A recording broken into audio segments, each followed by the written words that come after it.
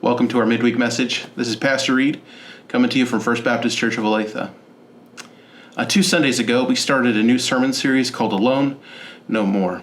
The first week, we looked at what we were created for, and we looked at what does it mean to be made in the image of God, and the things that we recognized was that we were meant to be God's royal ambassador, if you will, representative to the rest of creation.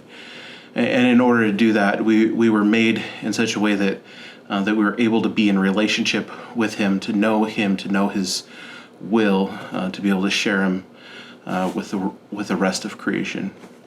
Last week we talked about, or this past Sunday we talked about how God is a God of pursuit, that He created us out of love, and then we walked away from Him desiring to be our own gods. And how He has been pursuing us, a people for Himself ever since.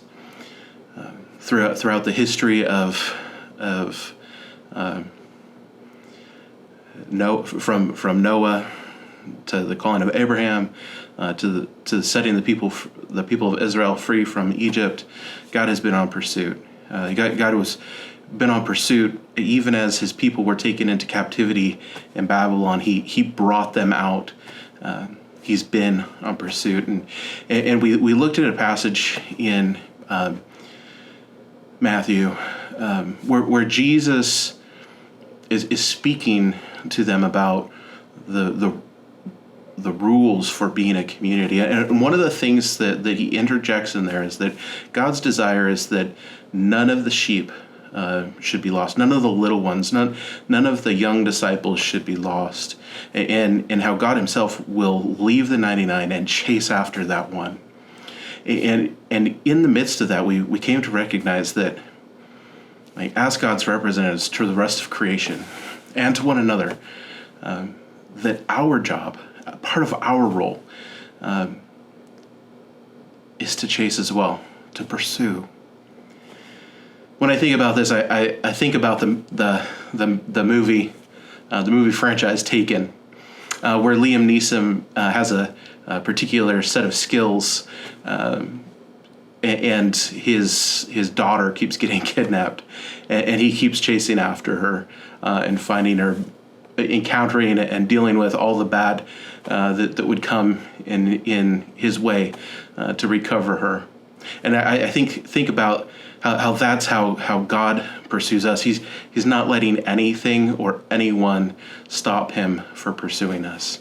And what that's called grace. God pursues us in His grace. And what I would say to you and to I is that as we think about being a people of pursuit, we also want to be a people of grace, that treat one another, that treat the world around us in such a way as to, even if they don't deserve it, to try to strive to bring about an understanding that God is there, that God that Christ reigns, and that He's active amongst them, and that He's calling them. The second thing that I would say that Jesus does is that as that one goes astray, He doesn't beat them, He doesn't castigate them. He shows up and He extends mercy. Just like He extended mercy to us as we first accepted Him, He extends mercy to us even when we go astray, even when we have difficulties, even when we allow ourselves to live into to false realities about who the world may say we are. God shows up, or Jesus shows up with mercy. And so as we pursue those who have gone astray, we pursue one another with mercy, offering them forgiveness, offering for them reconciliation, offering for them what it is that Christ has already done on the cross to make them His people. And then the third thing I would say is this: is that God desires that none of these little ones should perish. God does that out of love. And maybe it's obvious, but that kind of love isn't just a romantic love. It's a valuing the other to such a degree that it causes us to act even when it inconveniences us.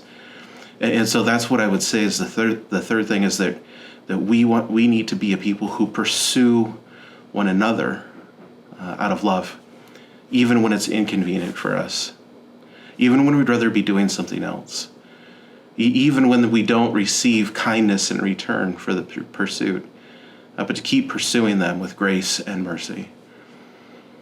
So to be a people of pursuit is to take up the mantle that God has laid upon us, to be his representatives to one another and to the rest of creation, and to do so with grace and with mercy and with love.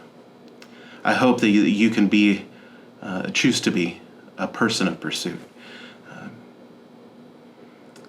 looking after, looking for, looking to see who is lost, who is lonely, isolated, and perhaps to see those who are afraid, to bring grace and mercy and love into their midst.